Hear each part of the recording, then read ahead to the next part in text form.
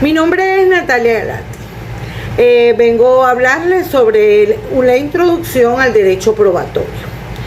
Haciendo referencia histórica del derecho probatorio, este surgió con la misma humanidad, desde tiempos antiguos y ortodoxos, donde el análisis interpretativo de la prueba se fundamentaba en la convicción material de las cosas, acreditando el juicio de valor que alcanzaba el juzgador por la misma fuerza de la convicción de las cosas. Con el tiempo se ha sistematizado el sentido integral de la prueba al evolucionar con las artes y las ciencias adquiridas por el hombre.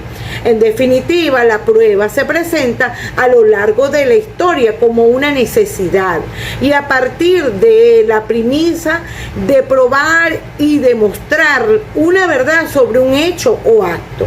En el campo procesal ha sido fundamental en todos los tiempos, siendo necesario demostrar consistentemente la certeza de lo alegado para que el juez alcance el conocimiento probatorio sobre la existencia material de los hechos que se someten a su consideración.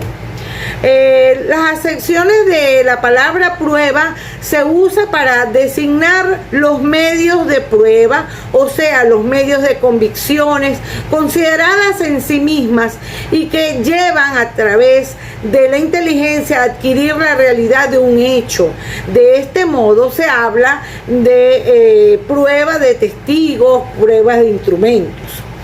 Un concepto o definición del derecho probatorio tenemos que es la ciencia jurídica que estudia las distintas normas reguladoras de la prueba en el proceso en cuanto a su práctica o producción, su fijación, sus características, naturaleza y procedimientos, así como su examen o evaluación. El derecho probatorio es en sí mismo la rama del derecho que se apoya de todas las disciplinas jurídicas, científicas y tecnológicas que permitan orientar la identificación de los indicios, su fijación, obtención y análisis para alcanzar su afectiva vinculación con el hecho investigado, lo cual permitirá construir una imputación por parte del órgano instructor y una defensa técnica por parte del imputado a resguardo de los derechos y garantías preceptuados en la Constitución de la República Bolivariana de Venezuela. Las características del derecho probatorio: procedimiento, obtención, promoción, oposición e impugnación, admisión, producción o evaluación, análisis y valoración, siendo considerado a través de su aplicación que los operadores de justicia dictan sus decisiones según lo aprobado por las partes en el proceso de materia, que el juez quien debe valorar con convicción y certeza las pruebas judiciales aportadas en el desarrollo del proceso para determinar la verdad o la falsedad de los hechos alegados por la parte litigante. También tenemos la naturaleza jurídica de la prueba. En el derecho probatorio es una disciplina del derecho procesal o adjetivo, constituido por el conjunto de premisas jurídicas dispuestas en normas de derecho positivo, reguladoras principalmente de las formas y mecanismos para la obtención y conformación de los indicios en una etapa o fase procesal correspondiente, hasta alcanzar el valor esencial de convicción como prueba judicial. Tenemos las fuentes de la prueba. Se puede decir que fuente es todo aquello de donde emana la norma jurídica aplicable. Entre las fuentes de la prueba tenemos la Constitución de la República Bolivariana de Venezuela. La prueba judicial tiene base constitucional en virtud de lo consagrado en el artículo 49. La prueba judicial forma parte del debido proceso. Es el procedimiento civil ordinario. existe una fase introductoria de donde emana la prueba judicial y de esta forma se refleja en otros procedimientos. En respaldo al artículo 49 constitucional tenemos el artículo 26 de la Constitución de la República Bolivariana de Venezuela, de la garantía constitucional de la tutela judicial efectiva, ya que en virtud de esta garantía toda persona tiene derecho a acceder a los órganos de administración de justicia para así poder reclamar un derecho en justicia, ya sea individual o difuso o colectivo. Tenemos el Código Civil venezolano en el artículo 1354. Está detallado la ubicación del artículo, ¿verdad?, en el capítulo titulado de la prueba de las obligaciones civiles y de su extinción. Vale decir que este artículo 1354 se basa en probar la obligación y su extinción. El Código de Procedimiento Civil, también tenemos, que es otra de las fuentes, norma fuente en materia de prueba judicial en el Código de Procedimiento Civil, el artículo 12, principio dispositivo. Los jueces deben atender a únicamente lo alegado ya aprobado en autos.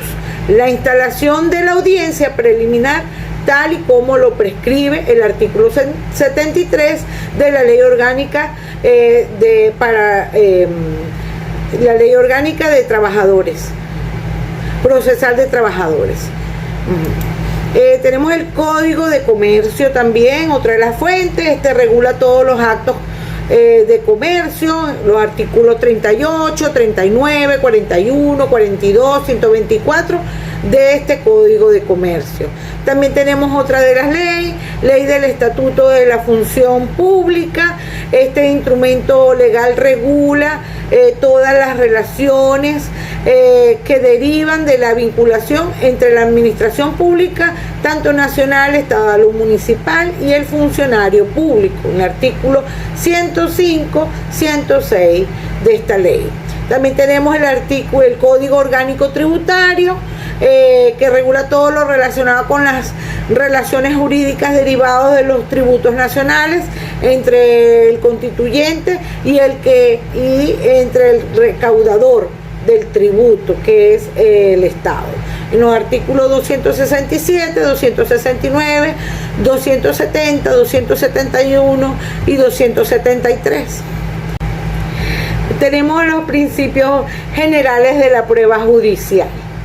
El principio de la competencia vinculado con la inmediación, el principio de la contradicción, dualidad de partes que sostienen posiciones jurídicas opuestas entre sí, el principio de publicidad, hacer público todos los actos del proceso, el principio de la igualdad probatoria, mismas ocasiones para la defensa de derechos e intereses, el principio de congruencia, la relación que debe existir entre lo alegado y lo probado en autos, y la valoración que hace el juez para dictar su decisión, el principio de la carga de la prueba, la obligación de demostrar el supuesto de hecho de las normas cuya aplicación invocan, el principio de lealtad.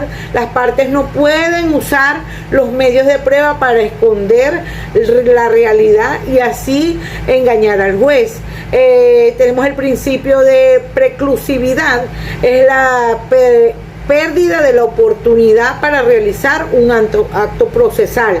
El principio de la libertad probatoria, para valerse de todos los medios lícitos de prueba para demostrar sus hechos. El principio de inmediación es el contacto directo en audiencia del juez con los sujetos procesales y la recepción de los diferentes medios probatorios dentro de un determinado proceso. El principio de exhaustividad. El juez debe valorar los medios probatorios practicados de acuerdo con la ley e incorporarlos de conformidad con ella y apreciarlos. El principio del control de la prueba requiere que las partes tengan la posibilidad de conocer de su evaluación los medios de prueba promovidos. El principio de comunidad de la prueba requiere que las partes tengan la posibilidad de conocer antes de su evaluación los medios de prueba promovidos. El principio de disposición, las partes pueden usar todos los medios de prueba que estén a su alcance.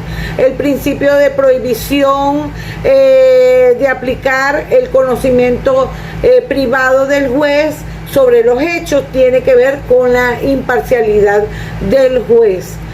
También tenemos el principio de interés público de las partes. La administración de justicia se considera como un servicio público. El principio de formalidad y legitimidad de la prueba: deben utilizarse medios legítimos para llevarla al proceso. Otro principio es la imparcialidad. El juez debe ser imparcial, así como debe garantizar el derecho de defensa y debe mantener a las partes en igual de condiciones. El principio de gratuidad significa que, dado el fin de interés general que radica en el proceso y en la prueba, el Estado satisfaga el servicio público de justicia de manera gratuita. El principio de licitud de la prueba se refiere en especial al rechazo de la prueba ilícita, que sería la prohibida por la ley, prohibida por la ley, en especial porque viola los derechos de las personas humanas. El principio de inmaculación de la prueba significa que los medios adquiridos en el proceso estén libres de los vicios intrínsecos y extrínsecos que los hagan nulos. El principio del deber de las partes de colocar en las pruebas, tenemos el principio de idoneidad, donde puede decirse que este principio representa una limitación de la libertad de la prueba. El principio de la obtención coactiva de los medios de prueba permite al juez tener acceso a los archivos públicos o privados. Hablemos de las limitaciones al principio de libertad de prueba.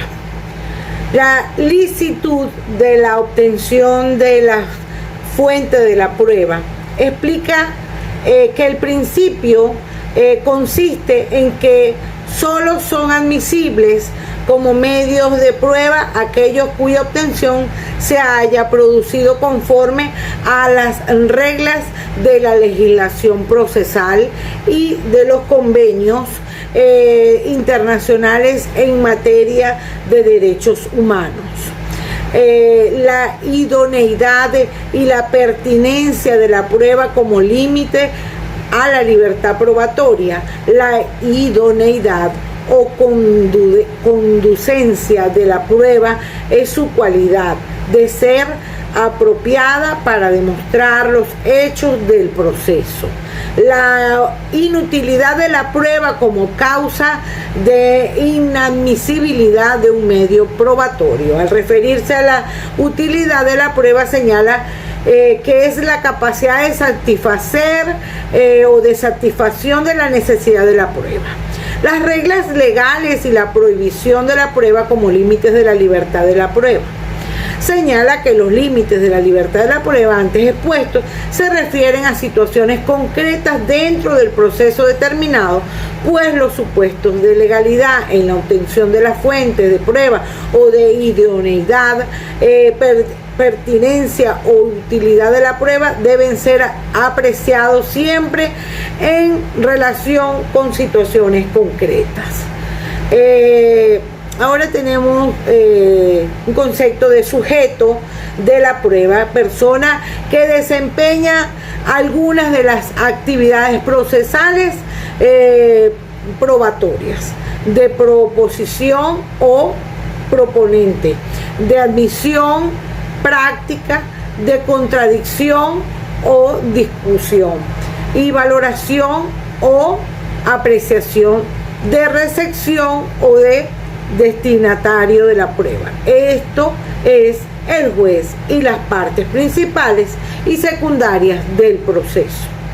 Un concepto de órgano de la prueba son las personas que se limitan a colaborar con el juez en la actividad probatoria como testigos instrumentales de las inspecciones que existen ambos códigos de procedimientos, o a suministrarle el conocimiento del objeto de la prueba, como los peritos, intérpretes, testigos comunes, las partes que confiesan en interrogatorios y que no son las autoras de documentos allegados al proceso. Por lo tanto, los órganos de prueba son